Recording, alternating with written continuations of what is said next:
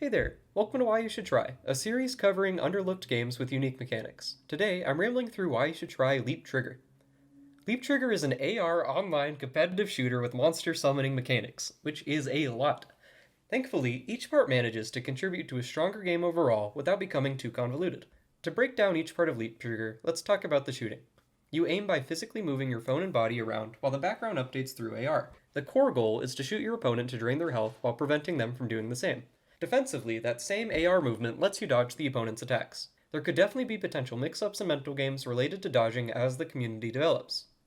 Speaking of mix-ups, let's talk about the summoning mechanic, the most creative aspect of Leap Trigger. Buddies, as the game calls little guys, are unique creatures that will assist you in chipping away at your opponent's health. Buddies can be three different roles that fall under essentially a rock, paper, scissors system. Pay attention here, this might get a little confusing. Strikers beat defenders' shields, which protect from jammers' stuns. Strikers without any form of defense lose to the stuns. Thankfully, if you're already confused, everything is heavily documented in the same sleek style as the rest of the game. Buddies, featured in this mode as a 3v3, can be summoned in battle using this radial menu. Great design here, as navigating anything complex as I'm wiggling around like a Wiimote would have been a nightmare. Summoning the monsters allows you to further keep your opponent distracted, giving you more opportunities to attack the opponent. But alright, that's enough blabbing, let's see it in action. Here's some commentated gameplay of a match versus my roommate Parker. Alright, so let's look at this gameplay here. Parker's vibing right now.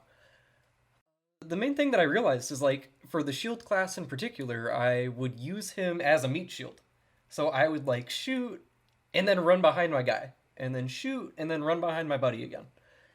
And so that's a really good way. If you want to play more defensively and slower, you can kind of build ultimate on both your guys, take way less damage than your opponent, and it's kind of an interesting strategy. Right now we're seeing a ton of ults go off right now, because we essentially both waited until the other guy popped it and then panicked. He summoned that giant thing. Thankfully, because I had my ultimate, I was able to just pretty much instantly get rid of it, or I would have been in, like, serious trouble. So yeah, I take the first guy out, which is great. Or second guy, I think, at that point. So now we're just moving around now, getting... Basically, it's a lot of, like, feeling out your opponent and trying to predict how they're going to move and how they're going to shoot.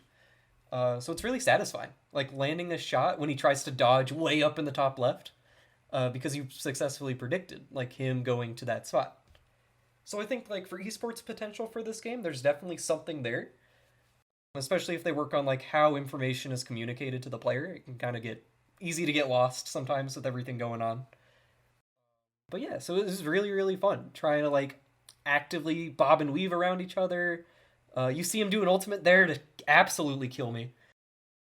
And that's just my first life, so I'm actually okay. You get 2 lives per round. Timer runs out, activating sudden death, which I think just makes everything go really fast. So now it's just kind of chipping away at his little chunks of health remaining, kind of knocking things down. I got a very solid lead right now, pretty much a full life up, so that's been good. Alright, and so that was my first successful game against my friend Parker. Thanks, Parker, a lot for recording. I had a ton of fun.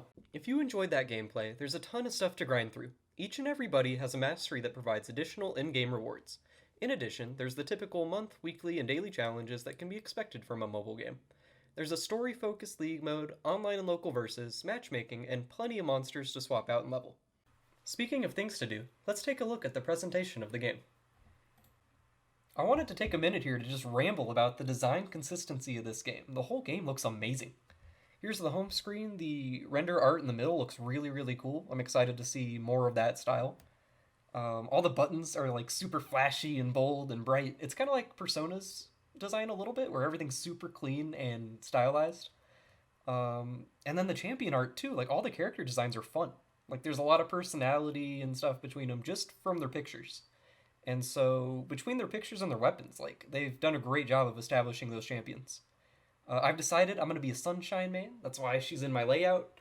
And then Parker's going to be a Hermit main. And so that's kind of how things are going for now. Here's some of the buddies. I'll talk about my absolute favorite. I love the jammers. I love how weird and abstract the jammers are. Especially compared to, like, regular monsters in the game. Like, they're just so different and abstract, which is really, really cool.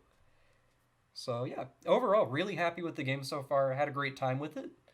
If you're still watching to this point, you should try the game. You should try the game. It'll be free, releasing today if you're watching this on March 17th. And I had a ton of fun. It was a really, really good time. As a disclaimer, thank you for Leap Trigger for sponsoring this content. I greatly appreciate it. And to everybody, have a wonderful day. Thank you.